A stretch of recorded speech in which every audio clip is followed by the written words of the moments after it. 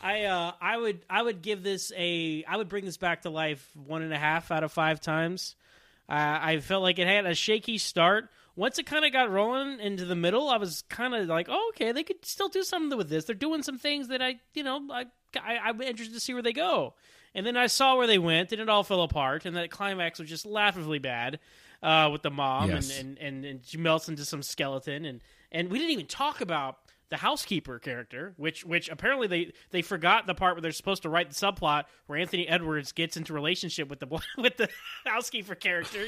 Like it was like, oh, this is what they've set it up to do, and they just completely forget about her. She has like 2 scenes, and then she dies. And then I had to say one last thing. When there's the scene where he comes home from school, when John Connor comes home from school, I'm going to keep calling him that now.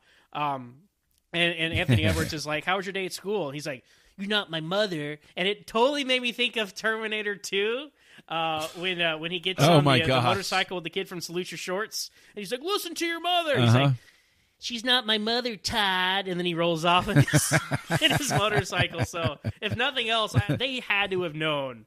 Like that was 2 years before or 1 year before, they had to have known that was a reference to that movie. So anyway, there you go. 1.5 out of 5 resurrections for me. I will not be rewatching this unless we do another podcast about it, Brandon. So.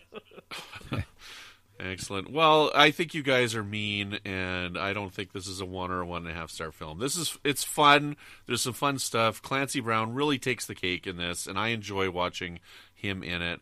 I don't hate Edward Furlong in it. Like the plot's weak, and there's some plot problems in it.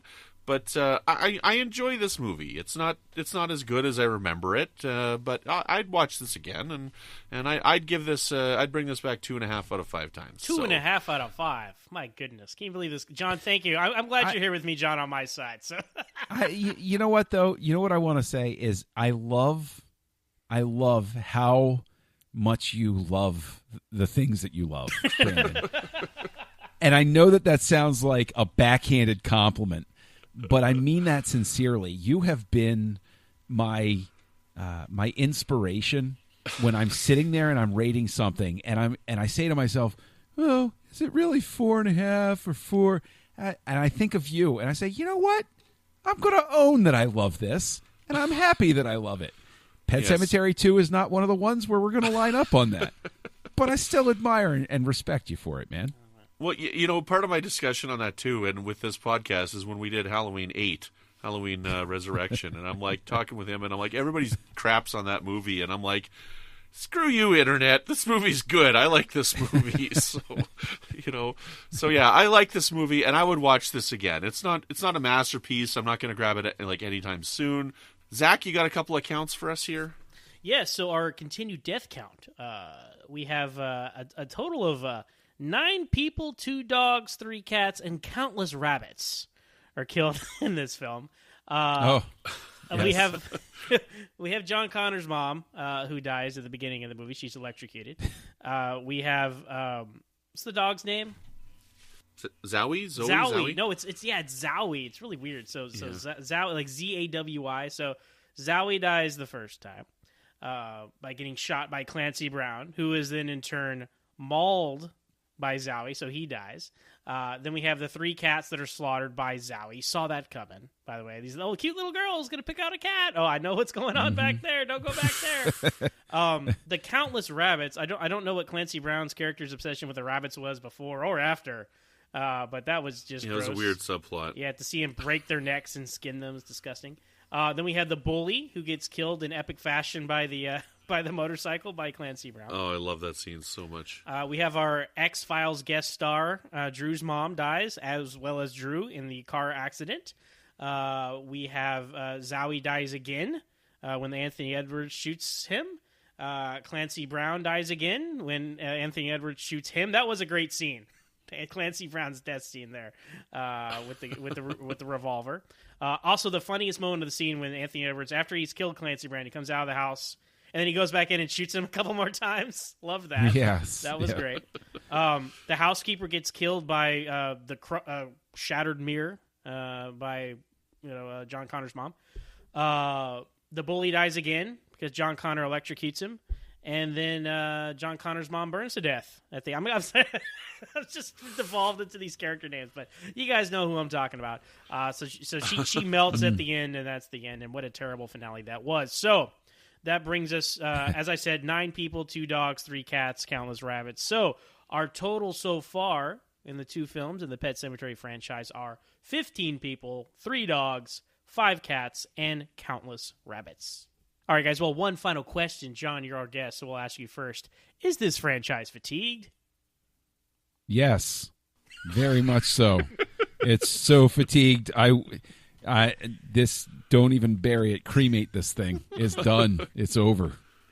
Yes, I agree. Sometimes dead is better. And seeing what we got for a sequel, as much as we loved Clancy Brown's performance, it would have been best to leave this one dead. This franchise is fatigued. No surprise they didn't make a Pet Sematary 3. What do you think, Brandon? Well, the first thing I got to say is, Zach, what I think is I'm disappointed in you because last franchise you said that every franchise gets a mulligan. Not when it's this bad. I take it back. This is maybe reassess my one mulligan per franchise rule. Well, I don't know. So again, with the Stephen King concepts, I kind of say that they could do another one and see what happens. So is it fatigued? Well, maybe not. But I don't know. Maybe it's not quite fatigued, but maybe they could do something like do a remake. I don't know. That'd be risky. Maybe in about 20 years after this one, Brandon. Yeah, maybe 20 years after the original, 30 years after the original, they could probably come back and do a remake. Let's see what happens. So, anyways, excellent. John, thank you so much for joining us. I really appreciate you watching both of these films and taking the time to speak with us. It's a lot of fun. It's always great to have guests. John, why don't you tell everybody where they can find you? Oh, well, gosh, you can find me as Kessel Junkie, usually on Twitter, Letterboxd, Goodreads. You can find me over on the Nerd Party Network co-hosting Retro Perspective with Mike Schindler, where we're going through 1994, 1 week at a time, watching each week's releases, or as many of them as we can get to as the year progresses. And you can find me co-hosting Aggressive Negotiations, a Star Wars podcast with Matthew Rushing, also on the Nerd Party. Excellent. Zach, where can people find you when you're not skinning rabbits? Well, you can find me personally on Twitter at MoronZach. That's MooreOnZach. You can also find me hosting my own podcast, Always Hold On to Smallville, where we talk about each and every episode of that Young Superman show. We're on Twitter at Always Smallville with 1S. I'm also a host of Standard Orbit, Trek FM's original series podcast. We talk about all things old and new, Captain Kirk and the Enterprise. You can find us on Twitter at Trek FM. And you can find me on Twitter at Brandon Matella. You can find me over on Trek FM with Melodic Treks and Warp 5, which I host with my friends Brandy and Patrick. You can find me on the Fandom Podcast Network and on its own independent feed with Good Evening, an Alfred Hitchcock podcast with my friends Chris and Tom. And you can find me every once in a while on the Cinematic Sound Radio Master Feed with a show called Breaking the Waves, which is all about electronic film scores. Well, that's all we've got for you tonight, and we'll be back in just a little while to talk again about the actual remake that is coming, the 2019 version of Pet Sematary. But, and if you'd like to reach out to us, you can find us on Twitter at UFPEarth. You can email us, contact@ufp.earth. And I'd like to thank very much, I forgot to do that last episode, thank you so much to our executive producers, Ken Tripp and Tony Robinson. Thank you so much to Zach Tripp for creating our wonderful theme music as well as our outro music. And yeah, if you guys could give us a rating and a review on iTunes, we would greatly appreciate that. That helps us out. Retweet the show, share it on Facebook, the whole shebang. That helps us more than you could possibly know. But until next time when we cover Pet Sematary, remember, sometimes dead is better.